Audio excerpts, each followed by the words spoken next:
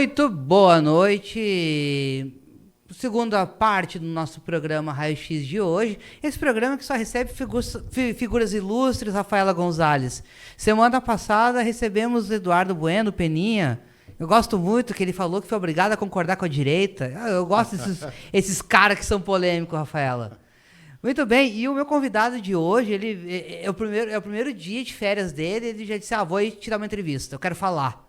E eu vou dizer, beleza, então fale, então, porque eu quero te ouvir. Né? Além de amigo, é um cara que participou de muitas coisas e muitas conquistas, então conheço um pouco mais do meu convidado de hoje. Coronel Paulo Mendes é gaúcho de Erechim, passou sua infância em Lagoa Vermelha e fez seus estudos no Colégio Militar de Porto Alegre. É casado e tem 2 filhas. Na carreira militar, formou-se na Academia Militar das Agulhas Negras em 1995. Ao longo de 32 anos de serviço, fez todos os cursos regulares de sua arma, tendo comandado uma unidade operacional na Intervenção Federal para a Segurança Pública no Rio de Janeiro. De 2019 a 2022, foi assessor militar na Vice-Presidência da República, atuando na análise de temas nacionais. Atualmente, é coordenador de comunicação no gabinete do senador Hamilton Mourão, em Brasília. O convidado de hoje do programa Raio X é Coronel Paulo Mendes. Boa noite, Coronel Paulo Mendes. É coronel ainda? Coronel, uma vez coronel, sempre coronel.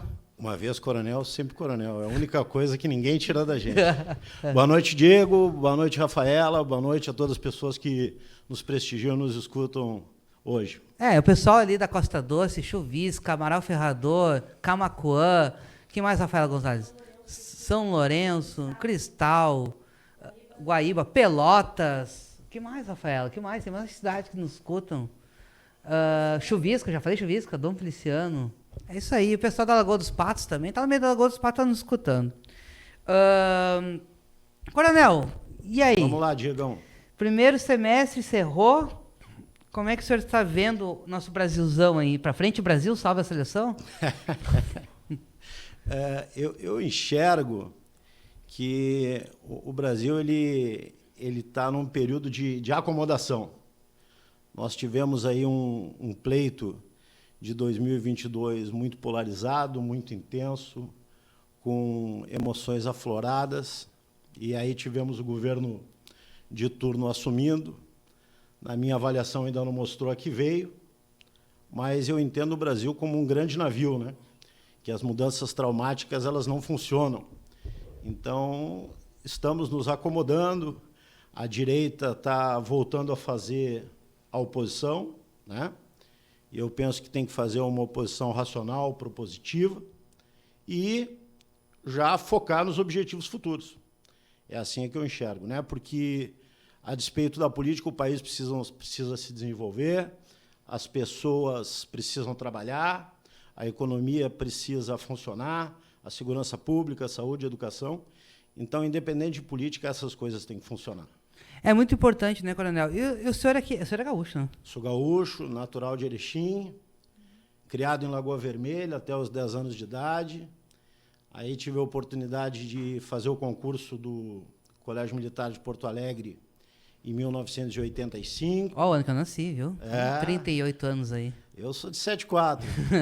E aí, em 85, vim para Porto Alegre e aqui estudei no Colégio Militar, né, até o ano de 1990. Em 91, segui para a Escola Preparatória de Cadetes, em Campinas, e de lá para a Academia Militar das Agulhas Negras, né, onde eu fiz a minha graduação, me formando lá em 1995. O senhor participou ali de uma montagem ali de estudos, entrando no tempo de o Brasil saindo de uma intervenção militar. Há quem diga que é ditadura, há quem diga que é intervenção. Aí o senhor, como que o senhor vê hoje o Exército hoje? Como que o senhor viu o Exército hoje? Porque eu fui milico, você acredita, né? Que eu fui milico, né? 2006 eu estava lá. Tem todas as características, tem todas as qualidades. Que vivia preso, inclusive. Todas as características. Eu vivia preso, é verdade, vivia preso. Vou fazer o quê? Eu vou fazer o quê? Eu achei que vão mandar em mim, Rafael. Onde já se viu, né? E conseguiram, porque senão eu ia preso, né? Como que tu vê o Exército hoje, Coronel? Eu não posso falar pelo Exército, né? O Exército tem um comandante eu posso falar pela minha carreira e pelas coisas que eu aprendi no Exército, né? Então, eu vejo que o Exército, mais que tudo, ele sobrevive aos tempos, né? O Exército tem a sua gênese lá na Batalha de Guararapes, passou por diversos eventos da nossa história. Nós tivemos o regime militar, que, na minha avaliação, não há do que se envergonhar do regime militar. O regime militar ele faz parte da história, né? E toda a América Latina viveu esse momento, né? E isso aí é um reflexo do pós-guerra, né? Um reflexo da época da Guerra Fria. Não é uma realidade que se aplica aos dias de hoje, mas o Exército ele é, antes de tudo, uma instituição extremamente democrática, que a todos acolhe, e o Exército é uma instituição de Estado, não é de governo. Por isso que os governos passam e o Exército ele permanece.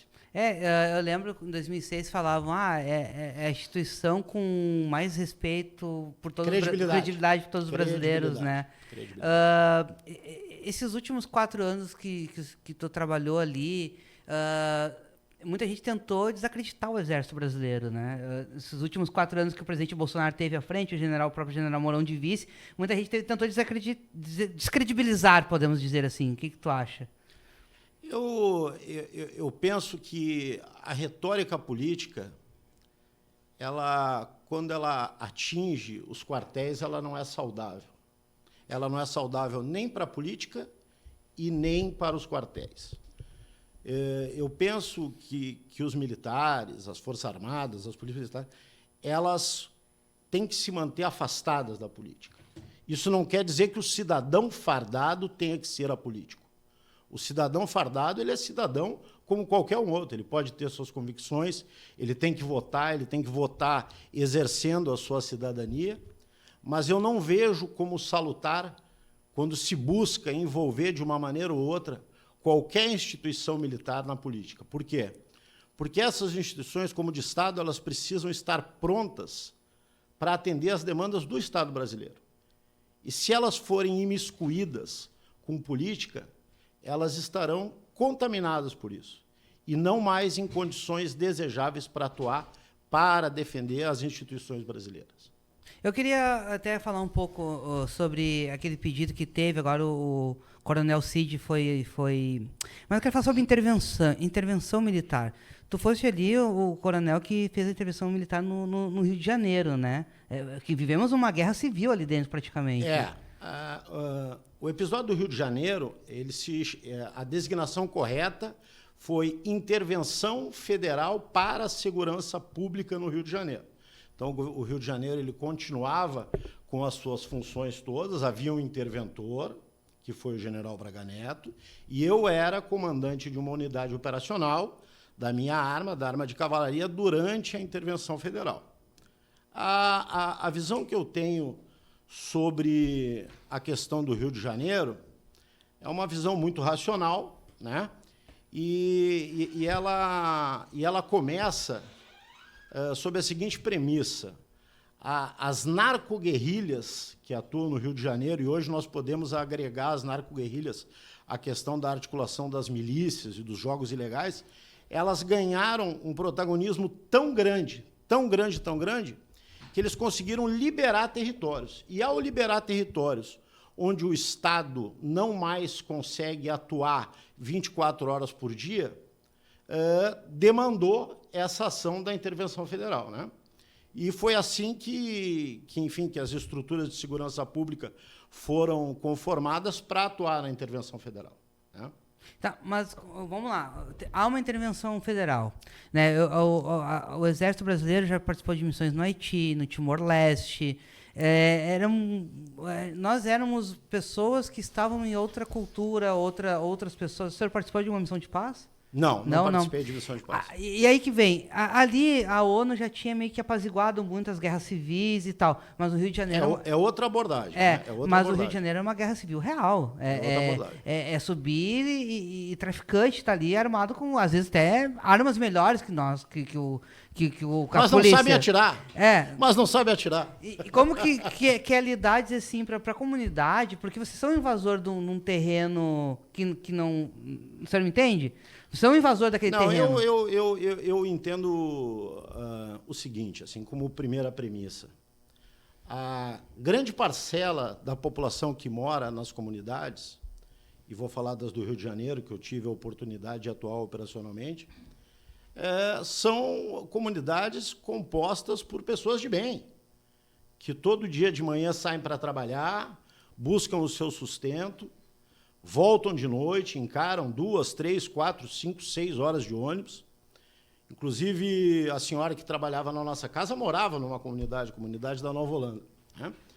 Só que o crime organizado, essas narcoguerrilhas, elas adquiriram um nível tal de incremento que elas controlam sistemas periféricos que influem na vida das pessoas. Então, veja-se um exemplo, né? A Avenida Brasil do Rio de Janeiro, uma das principais artérias do Rio de Janeiro. Então, esses elementos, esses marginais, esses meliantes, eles sequestram um caminhão com perfume. Então, o perfume Ralph Lauren, que na loja custa R$600, vai ser oferecido ilegalmente na comunidade a R$20. Como é que você vai dizer para a pessoa que ela não deve comprar aquele perfume? Então, é uma realidade social perversa. Então, por intermédio desse tipo de atividade, o crime organizado ele passa a viver numa simbiose com essa população. Não é que a população necessite do crime organizado, mas, quando o crime organizado facilita a vida da população, acaba por criar uma relação de convivência, né? Agora, qual é o grande problema? O grande problema é quando o Estado brasileiro não consegue entrar em determinada área para entrar com educação, entrar com saúde, entrar com segurança pública, entrar com saneamento básico. E aí essas pessoas ficam relegadas a um segundo plano e, enquanto relegadas, enxergam como autoridade esses articuladores do crime organizado. Sim, mas essa questão do crime organizado, o Estado falhou? Quem falhou? Para o bandido ter uma R15, chegou ali. Para ele ter já vi com .50. Já vi traficante com .50. Errou. Aonde que está a falha? É o sistema corrupto? É quem não fiscalizou? Alguém se beneficia desse pessoal armado? Eu vejo essa questão, a questão é boa, mas não há resposta simples para ela, né? A resposta é complexa. Vamos ver. O México tem 3.000 quilômetros de fronteira com os Estados Unidos. É uma fronteira fortificada. Muro, helicóptero, arame, e mesmo assim, todos os dias nessa fronteira, os coiotes estão atuando, passa droga, passa arma. Passa gente. Passa muita gente. O Brasil, ele tem 15.000 quilômetros de fronteira com todos os países da América do Sul. É humanamente impossível fazer com que a nossa fronteira não seja permeável. Então, aí a gente tem um primeiro gargalo, né? Essa questão das armas. As armas, elas chegam por diversos caminhos. Elas chegam pelo Porto do Rio de Janeiro, elas chegam vinda desses países vizinhos, particularmente alguns que tradicionalmente são mais ligados às ilegalidades. Elas chegam por via rodoviária, né? Agora, o que eu vejo é que durante muito tempo, e talvez o start tenha ocorrido no governo Brizola, no Rio de Janeiro, as estruturas fecharam os olhos para o que estava acontecendo. E quando abriram os olhos, o nível de capilaridade e de influência dessa criminalidade organizada surpreendeu a todos. E a solução não era mais simples. Agora, com esse governo e com esse judiciário que proibiu as operações com helicóptero, que proibiu as operações dentro das comunidades, hoje, isso eu te afirmo com certeza, a situação de periculosidade do crime organizado é pior do que a situação com que nós iniciamos a intervenção federal do Rio de Janeiro lá em 2018. Ou seja, nós não vamos nos livrar de uma outra intervenção, Pode ser daqui a 5 anos, daqui a 10 anos, daqui a 15 anos. Terá que ter outro. Mas o senhor acha que o atual governo, não vou dizer a palavra favorecer, não sei o quê, mas também vai focar em outra coisa, deixando a segurança pública de lado? Porque nos últimos 25 anos a gente vê o crescimento das facções, né? É PCC, é Comando do Norte, é aqui no Rio Grande do Sul, 2 facções muito grandes. Sim. O Comando Vermelho, que o Comando Vermelho ele surge durante, ele usa uma estrutura político-partidária para poder criar o seu estatuto, né? O que eu vejo nesse governo do PT, esse governo de turno, é algo que eu chamo de bandidolatria. O que acontece? Quando o ministro da Justiça entra numa comunidade do Rio de Janeiro com um comboio de 3 carros e nada acontece, alguém, pelo menos, foi avisado. Não sobe o morro sem autorização do... Você não subiríamos. Uhum. Se você chegasse lá com o seu carro sozinho, sem o sinal pré-convencionado para subir na comunidade, que é vidro aberto, pisca-alerta ligado... Luz interna ligado. Você não subiria, você seria metralhado. Então, quando um ministro de Estado entra numa comunidade com 3 carros, é recebido lá, alguém foi avisado. Alguém foi avisado e alguém deu a luz verde, pode entrar.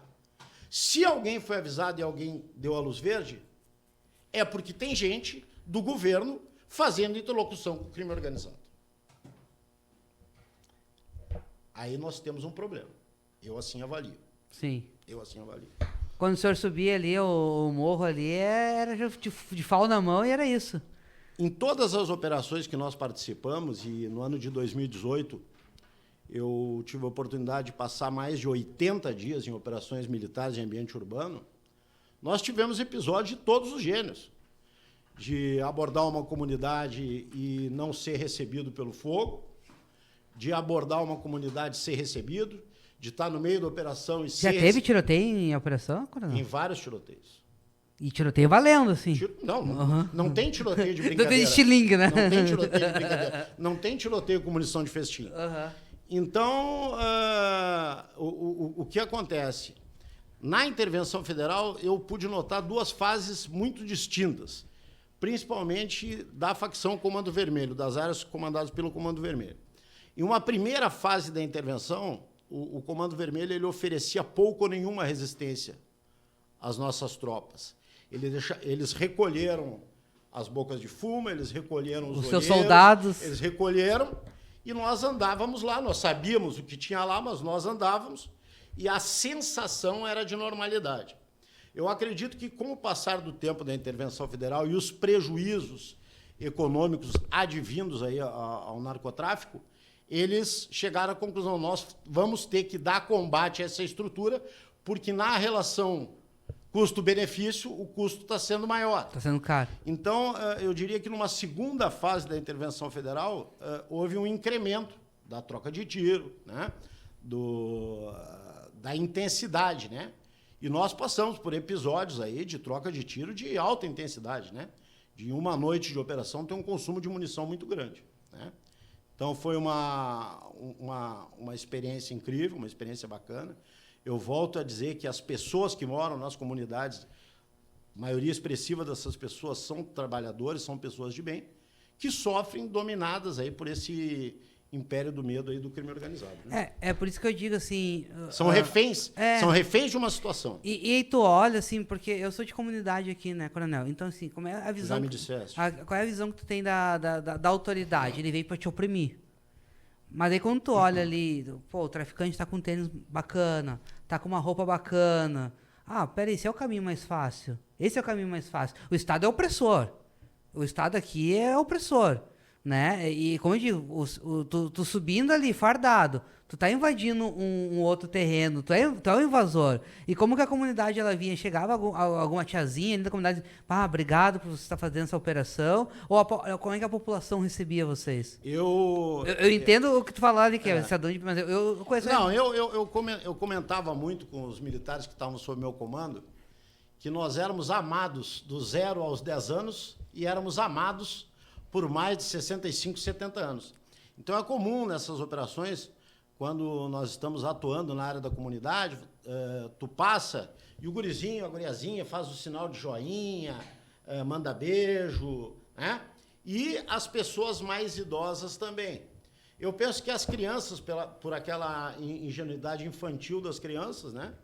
E os mais idosos, por terem um referencial do antes e depois. Sim. Por terem vivido nessas Ter se comunidades. criado ali, né? Nessas comunidades, em uma época que não havia esse domínio escrachado do crime organizado. E vamos lembrar que o Rio de Janeiro, ele se popularizou inicialmente pela questão ali, estou falando no que tange a ilegalidades, a questão do jogo do bicho, né? Claro. O jogo do bicho era o principal case. Castor de Andrade, aquela turma toda. Depois é que veio a questão da droga, depois é que veio a questão da arma, e a arma liberando o território para a droga, aí depois veio a milícia, veio a exploração do gatonete, a exploração da van, do gás, do motoboy, né? E se criou um sistema todo pernicioso que se alimenta, que né? gera dinheiro, Sim. e se retroalimenta. Né?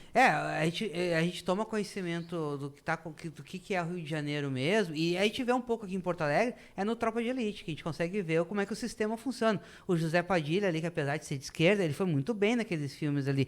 E há boatos que dizem que o Wagner Moura, ele faz uma marighella para poder ter a compensação emocional do Tropa, né? Porque se olhar o Bolsonaro, ele é um reflexo do Capitão Nascimento, né? Eu vou te falar, quando eu assisti o primeiro episódio do Tropa de Elite, eu tava começando a namorar minha esposa. Tava começando a namorar a Karine. E eu gostei tanto que eu acho que eu assisti umas 12 vezes. E qual era o seu... Quando começava aquele ela Mendes, de novo. Eu falei, isso aqui é uma aula. E qual era o seu posto militar na época? Capitão. Capitão, aí, Capitão, viu? Fazia sentido. Capitão. Aí ele subiu no morro e... Eu acho que isso era 2004, né? 2004, né, querido? Eu acho que era 2004. É isso aí. Eles vão subir o morro agora, eles vão ver. 2004. Bom, vamos para um breve intervalo e já voltamos. Rafaela Gonzalez, dá atenção para mim, Rafaela Gonzalez. Posso ir para um rápido intervalo? Então vamos para um rápido intervalo. Vamos de novo? Muito boa noite. Seguimos o nosso papo com o Coronel Mendes, hoje que é chefe da comunicação do General Mourão. Também foi coronel na intervenção militar no Rio de Janeiro. Tem história para contar, é gaúcho, né? E colégio militar. Eu tentei fazer aula no colégio militar. Bondade sua, hein? Não deu certo. Bondade tua. Não deu muito certo. Cara, o colégio militar é uma escola que eu tenho, assim, um carinho. O Colégio Militar de Porto Alegre, onde eu estudei, um carinho, assim, que todas as vezes que eu falo do colégio eu me emociono, porque eu fui aluno e fui instrutor. Então, diria que grande parte dos meus melhores amigos, eles estão lá, né? E eu cheguei aqui numa situação complicada, porque eu não sou filho de militar, eu sou filho de civil. Fiz concurso para o Colégio Militar morando em Lagoa Vermelha, uma cidadezinha pequena. Aí passei no concurso, vim para cá. Vim para cá, fiquei um período interno, com 10 anos de idade. Um período morando na casa dos meus avós. Mas foi um período muito feliz, assim. Fiz bons amigos. E, principalmente, eu digo que a minha bagagem intelectual, assim, o lastro que me fez conseguir avançar e passar em outros concursos e adquirir outras habilidades, as ferramentas eu adquiri no colégio. Eu sou muito grato ao colégio, aos professores, aos servidores, aos colegas que trabalharam comigo. E, bom, já que vamos entrar no assunto espinhoso, eu gosto, assim, já falou do colégio militar. Espinhoso. Falou do colégio militar, e essa semana... Escola Cívico-Militar. Escola Cívico-Militar. Disseram que vão fechar as escolas Cívico-Militar, coronel. Qual a sua opinião sobre isso? A minha opinião é que é uma atitude revanchista e criminosa do governo Lula. Mas vamos lá. As pessoas, algumas pessoas, por vezes, têm a percepção que a escola cívico-militar é para formar o soldadinho. Então, a escola cívico-militar não tem nada a ver com quartel. A escola cívico-militar é tão somente uma proposta pedagógica que vai aliar ensino de qualidade, como o professor vai estar totalmente dedicado às suas aulas e vai utilizar de policiais militares, de militares das Forças Armadas, da ativa e da reserva, para complementar a formação cognitiva complementar a proposta pedagógica com a inserção de valores cívicos, morais, de hierarquia, disciplina. Então, não é transformar a escola num quartel. Não é transformar a escola num celeiro de vários militares que toda criança que estuda vai... Não tem nada a ver. A questão é a aposta na proposta pedagógica. E a proposta pedagógica deu certo e dá certo. Se nós formos olhar os indicadores das escolas que o governo federal colocou no programa, todas as escolas melhoraram os indicadores.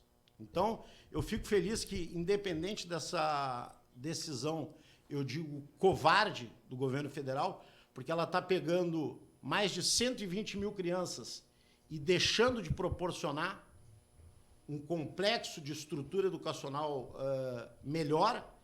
Independente disso, eu fiquei feliz porque eu já vi que vários estados e vários municípios, os governadores e os prefeitos toparam abraçar essas escolas, né? Assimilar, inclusive... Pagar a conta, né? Pagar a conta. E vão manter, né, na medida do possível, essas estruturas. Então, veja, não há nada a ver com ideologia. Não há nada a ver com quartel. É apenas proposta pedagógica, ensino de qualidade e valores. E hierarquia e disciplina são valores na vida de todo mundo. É na iniciativa privada, é na nossa casa, é no dia a dia. Isso é normal. Mas eu vou um pouquinho mais a fundo. Agora eu quero saber, assim, a direita, a dita direita democrática, o que acontece? Na década de 70, o MR8...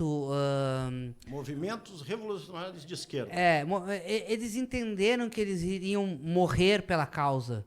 E eles partiram para a doutrinação cultural, né? Ligada a Gramsci, né? Eu enxergo da seguinte forma. Não, deixa eu só concluir o raciocínio, Coronel. Eles ligado a Gramsci, o que diz assim, vocês têm que cuidar da base para não criar movimentos de esquerda lá na frente, que hoje a gente diz assim, o pessoal da URGS é tudo de esquerda, não sei o quê. Será que daqui a pouco a direita também não viu com assim, hierarquia, disciplina e mostrar liberdade? Nós precisamos também culturalmente doutrinar nossos jovens para ter esses valores? Assim, é minha visão, né? Essa questão que tu te referiste aí à década de 70 dos movimentos revolucionários, o que aconteceu aqui no Brasil, né? Esses movimentos revolucionários, em oposição ao governo militar, eles mobiliaram guerrilhas rurais e guerrilhas urbanas, né?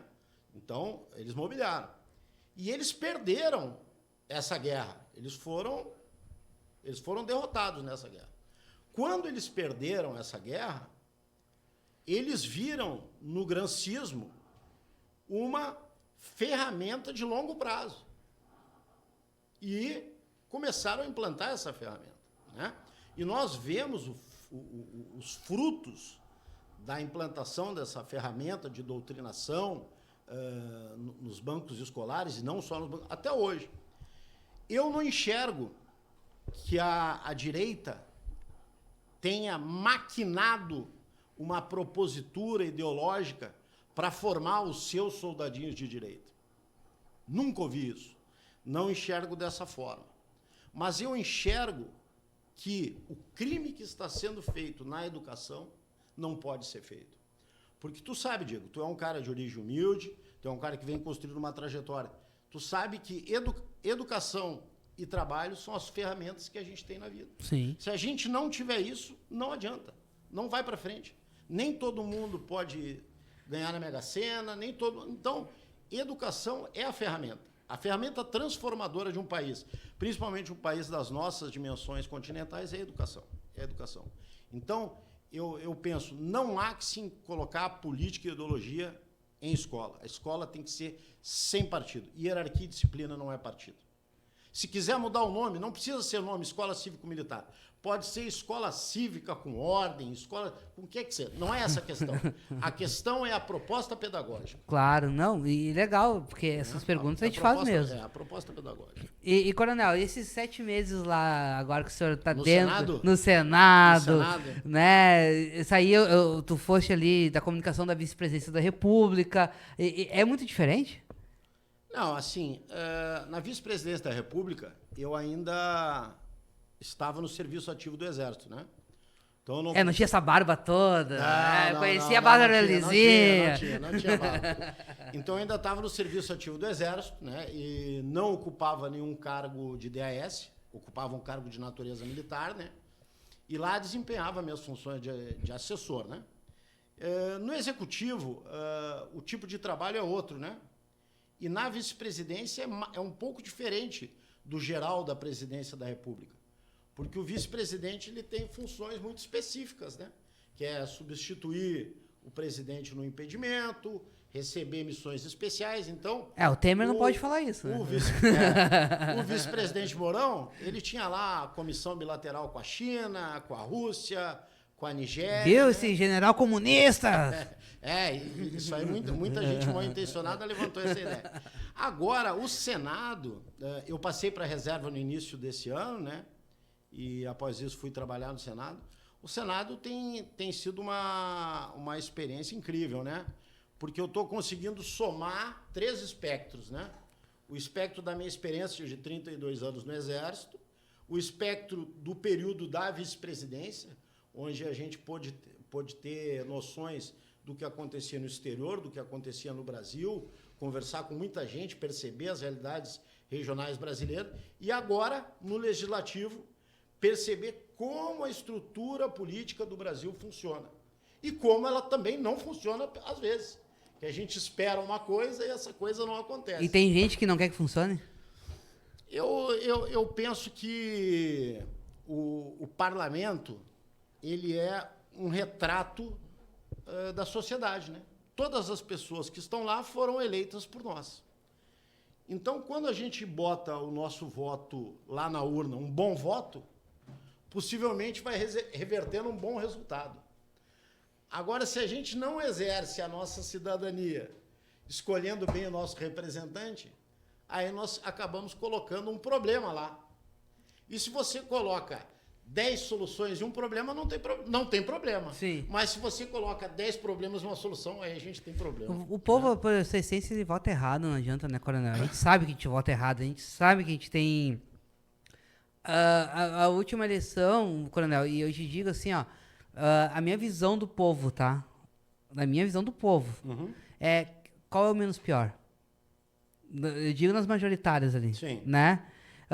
Claro, depois teve pro Senado, pros deputados e tal, mas a gente vê que o cara, não vou votar no Bolsonaro, não sei o quê, o Lula ladrão, o Bolsonaro não sei o quê, sabe? Tá, quem é o menos pior que eu vou votar? Né? Entendo. Eu faço a leitura e de que eu não gosto de falar muito de pessoas, eu gosto de falar de ideias, né? E eu vejo que a gente peca em não fazer uma educação de cidadania e voto. Porque se as nossas crianças no colégio, quando fossem lá eleger um representante de turma, o representante de turma apresentasse as propostas fossem comparadas, houvesse um escrutínio limpo da votação lá para representante de turma, bota na urninha, nós estaríamos formando o cidadão, né? E uma outra coisa, a gente sabe da experiência de vida, né? Eu vou brincar aqui com o Rio Grande do Sul, que parcela considerável das pessoas escolhem quem vai votar no churrasco do domingo que antecede a votação. É naquela conversa ali da família, do tio, da tia, do vô e da avó, e aí, vota em quem? Tu vai votar em quem? E às vezes dali mesmo a pessoa já sai com o número do candidato e vota. Sim. Mas não vai aprofundar quem é, o que fez, o que não fez, o que deixou de fazer. Então eu penso que a gente precisaria investir, principalmente nos mais jovens, para que a gente conseguisse um resultado de voto baseado em cidadania e análise, né? E agora, essas reformas que foram propostas por último ano no governo, reforma tributária, qual é a sua visão sobre isso? O presidente Bolsonaro ele foi totalmente contra, né? Mas uma boa parte da base do governo votou a favor. O nosso governo, eu digo nosso porque eu trabalhei no governo, ele tinha o objetivo inicial de trabalhar 3 reformas estruturantes: previdenciária, administrativa e tributária, né? Conseguiu-se passar uma, ficou faltando a administrativa e a tributária, e nós fomos surpreendidos pelo cisne negro da Covid-19, né? Então, a Covid-19 surpreendeu o mundo, o Brasil teve que se voltar para a guerra contra a Covid, compra respirador, compra vacina, manda dinheiro para os estados, e o nosso governo mandou dinheiro para os estados, o Rio Grande do Sul é prova disso, acertou a folha de pagamento, entre outras coisas, com dinheiro vindo do governo federal. Não faltou vacina para ninguém, né? Quem quis tomar 1, 2, 3, 4 doses tomou.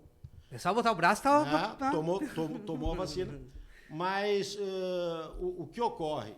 As reformas são uma necessidade do Estado brasileiro. Agora, a reforma tributária, o processo com que ela aconteceu na Câmara, eu não vejo como salutar. Um assunto que ficou 30 anos sendo decantado, é votado a toque de caixa e, coincidentemente, há uma despesa, jorram lá bilhões de reais de emenda PIX junto com a votação. O que te parece isso? Parece. O que te parece isso? Parece orçamento secreto.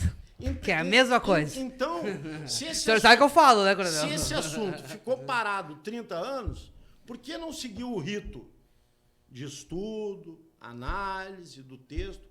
Eu tenho certeza que vários deputados federais votaram pela orientação partidária, mas não tiveram tempo, ler o projeto. De ler o texto, de olhar aquela peninha que tem no texto, olhar com lupa. Isso é uma coisa do Brasil, né? A gente espera que o nosso parlamentar olhe aquilo com capricho, né? Mas agora, né, isso é uma questão que vai para o Senado, vai ser tratada no Senado no segundo semestre, depois volta para a Câmara, né? E eu penso que ela tem que ser vista aí com três grandes preocupações. É reduzir a carga tributária. Pagamos muito, né? Simplificar o tributo e não prejudicar os estados e municípios, né? Não deixar todo o recurso na mão da União.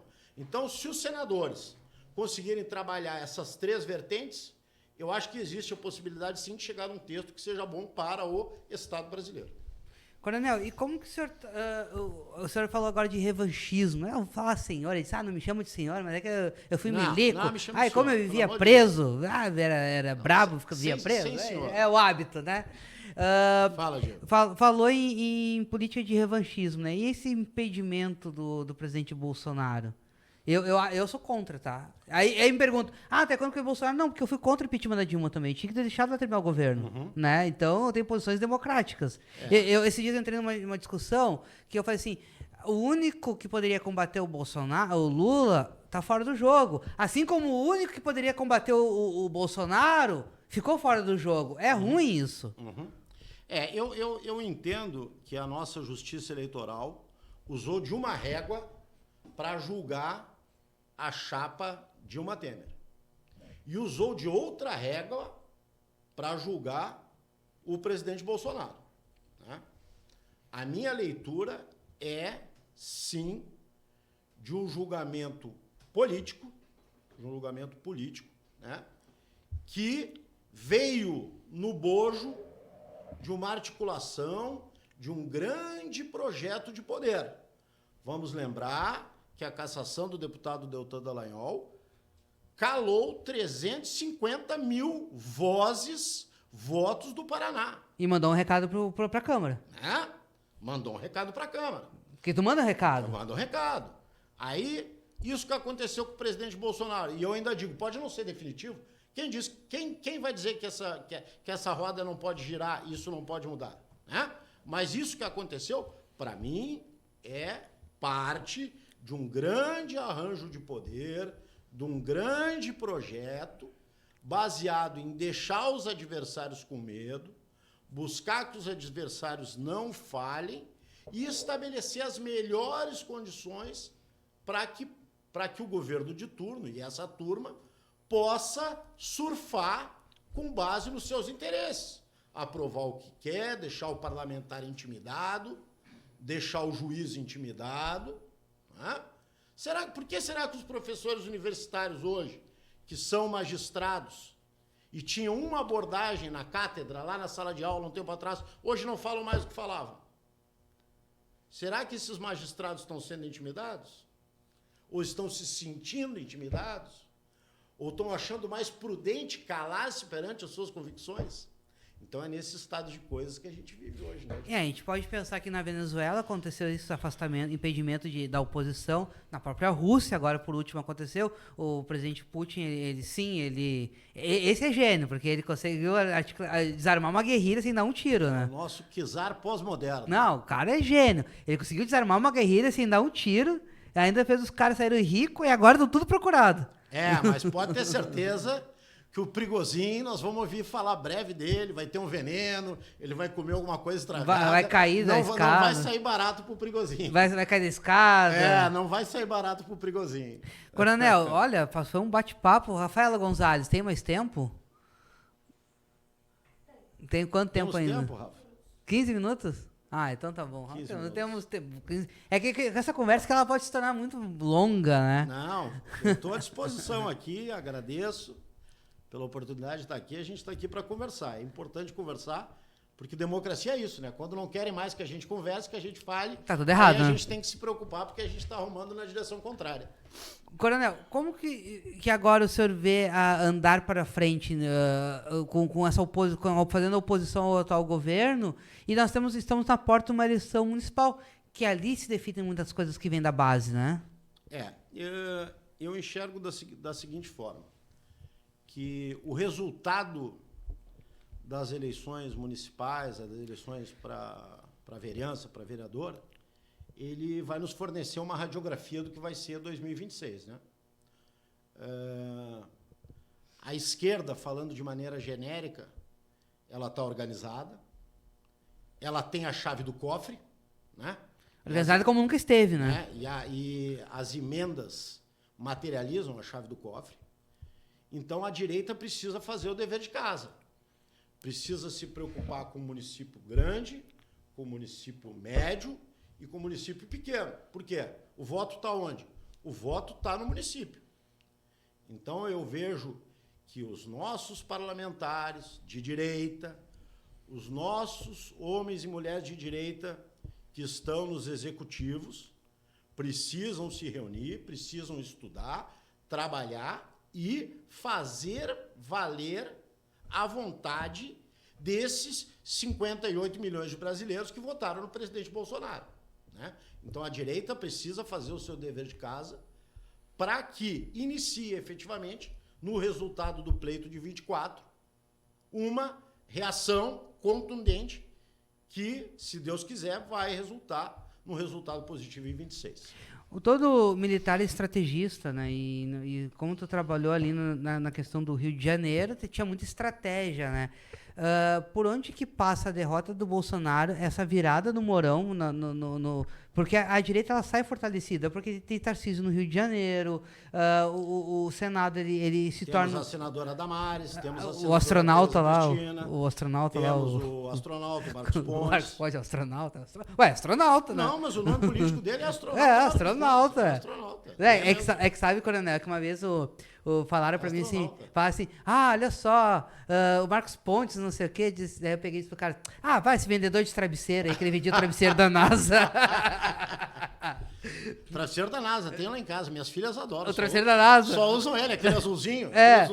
A minha filha menor chama de travesseiro geladinho. Geladinho. Porque ela é muito calorosa, então ela gosta do travesseiro geladinho. Né? A direita, ela ganha nessa base, ela é de Tarcísio no Rio de Janeiro, em São Paulo. Ali é o dinheiro do Brasil. Sim. Né? E o presidente perde. Por onde tu acha que faltou estratégia? O presidente falou demais, queria falar umas coisinhas também que eu vou te contar, né? Eu vejo que o resultado da eleição, a eleição para presidente, foi um resultado muito apertado, né? Foi. Então o Lula ele não ganhou um cheque em branco para governar, né? Mas ele tem judiciário. Ele não ganhou um cheque em branco para governar. Mas o presidente Bolsonaro fez 58 milhões de votos. Então ele não tem licença poética para fazer o que quiser, porque existe uma porção ponderável de brasileiros que não votou nele, que votou no presidente Bolsonaro, e eu acho que 30 milhões de abstenções. Por aí. Então o presidente Lula ele não tem um cheque em branco. Então, partindo desse pressuposto e tentando entender essa derrota sem teoria de conspiração... vamos... Sem teoria de conspiração... Vamos pro jogo político. Eu diria que talvez o nosso governo tenha errado em comunicação, Diego. Olha só. Fez muito, mas não comunicou tudo que fez da melhor maneira possível. É que quando o presidente ia falar, era não socorrer. Eu não vou falar do presidente, eu vou falar de comunicação de maneira geral. Porque, veja você, hoje você tem carteira de identidade no teu celular, documento do carro no teu celular, Solgov, imposto de renda no teu celular, carteira de habilitação. Essa digitalização dos serviços públicos, isso foi um salto de qualidade do governo. O governo, mesmo sem ter feito uma reforma administrativa, ele cortou muita despesa, porque os funcionários que se aposentaram não foram contratados outros no lugar dele, né? Não houve uma queima de dinheiro no governo Bolsonaro, né? Então o governo Bolsonaro se preocupou sim em sanear a economia. Então eu vejo que se alguma coisa pode ter saído errado, a comunicação foi uma coisa decisiva para isso. Se fez muita coisa boa, o governador Tarcísio concluiu uma série de obras, conseguiu atuar na descentralização, na privatização, então desafogou, tornou o Estado mais leve, mas, volto a dizer, talvez não tenhamos comunicado da melhor maneira, né? E hoje em dia, nesse mundo de comunicação, né? Você errar em comunicação é um pecado. Tá na ponta do dedo, né? Esses dias eu falei para uma... Então, talvez esse tenha sido o pecado do nosso governo. Uma vez eu falei para uma amiga minha assim, trabalha com comunicação, então entra no açougue, então, você não sabe se comunicar. e a vitória do General Mourão na finaleira ali? A sexta-feira estava em terceiro? Pois é. O General Mourão é um chefe que eu tenho um respeito, um carinho, uma admiração muito grande. Tive a oportunidade de trabalhar com ele no Exército, tive a oportunidade de trabalhar com ele na vice-presidência. E eu enxergo a vitória dele baseada em alguns fatores assim, que foram bons assim, para o contexto, né? Então, um fator que eu acho que iniciou uma espiral de muito sucesso para nós foi a desistência da candidatura da comandante Nádia, né? Porque logo depois desse fato político, uma série de apoios foram desencadeando uma reação em cadeia que nos fortaleceu muito, né?